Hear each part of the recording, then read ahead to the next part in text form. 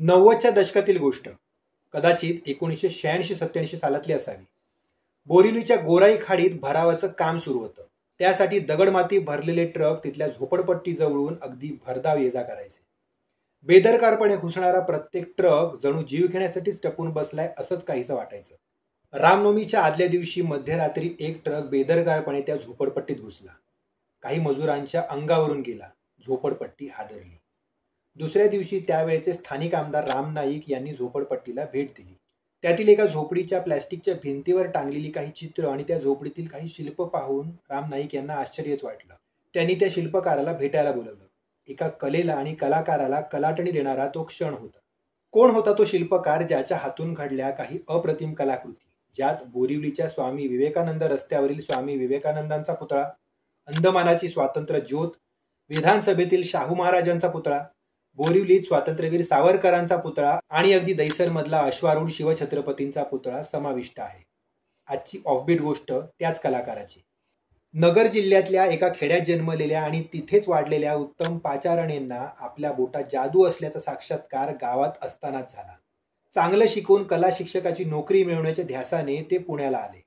पुण्याच्या अभिनव कला महाविद्यालयामध्ये आर्ट टीचरचा डिप्लोमा पूर्ण केला की कुठल्या तरी शाळेमध्ये कला शिक्षकाची नोकरी मिळणार हे त्यांना पक्क ठाऊक होतं. पण पुण्यात येताना एका पिशवीत मावतील तेवढे कपडे, एक जेवणाची थाळी, एक पेला, रंगपेटी आणि खिशात 10 रुपये यापासून सुरुवात करणं खरं तर कठीण होतं. पण कला साधनेसाठी एका वीटभट्टीवरती ट्रक मोजायचं काम करता करता राहायला खोली आणि दिवसाकाठी काही पैसे मिळायचे.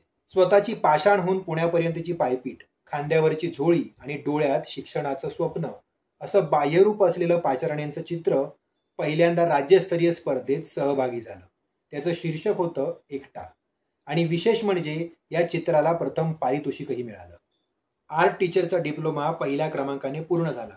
वेगवेगळ्या शाळांमधून कला शिक्षकाच्या नेमणुकीसाठी 9 पत्रे त्यांच्या हातात होती.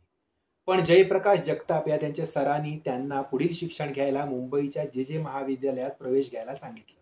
जे स्कूलच्या आवारात शिल्पकलेचे निरनिराळे नमुने न्याहाळताना आपणही शिल्पकार व्हायचं असा निर्णय होऊ लागला होता. त्यांनी चित्रकलेसाठी घेतलेला प्रवेश बदलून शिल्पकलेसाठी घेतला. पुढे याच शिल्पकलेतून उत्तम पाचारणे यांना राष्ट्रीय पुरस्कार मिळाला. अगदी सुवर्ण पदकही मिळालं. झोपडीजवळ झालेल्या दुर्घटनेनंतर विचित्र योगायोगाने राम नाईक यांच्याशी भेट झाल्यावर बोरिवलीच्या स्वामी विवेकानंद रस्त्यावरील स्वामी विवेकानंदांचा पुतळा बनवण्याचं काम उत्तम पाचारणे यांना दिलं गेलं. पुढे प्रसिद्धी मिळता मिळताच राम नाईक यांच्या शिफारशीमुळेच खेड्यातून वीटभट्टीवर आणि वीटभट्टीतून फुटपाथच्या झोपडीत वास्तव्य करणाऱ्या पाचारणेंना मुख्यमंत्री कोट्यातून मुंबईत स्वतःचं घर मिळालं.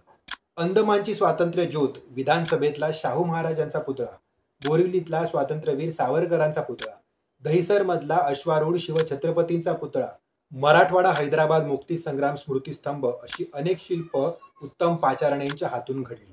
देशासाठी प्राण वेचणाऱ्या जवानांच्या जीवनाला प्रतिष्ठा मिळवून देण्यासाठी परमवीर चक्र विजेत्या हुतात्म्यांचे स्मृतिशिल्प लखनौमध्ये उत्तम पाचारणे यांनी घडवले, जे आज पर्यटकांचे आणि उभ्या देशाचे आदरस्थान म्हणून उभे आहे.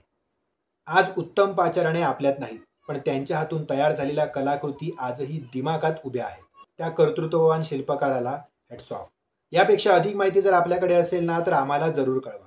आणि आजची माहिती आवडल्यास लाईक, कमेंट, शेअर करा. चॅनलला सबस्क्राईब करून बेल आयकॉन प्रेस करायला विसरू नका. पुन्हा भेटूच एका नव्या भागात एका नव्या ऑफबीट गोष्टीसोबत. धन्यवाद.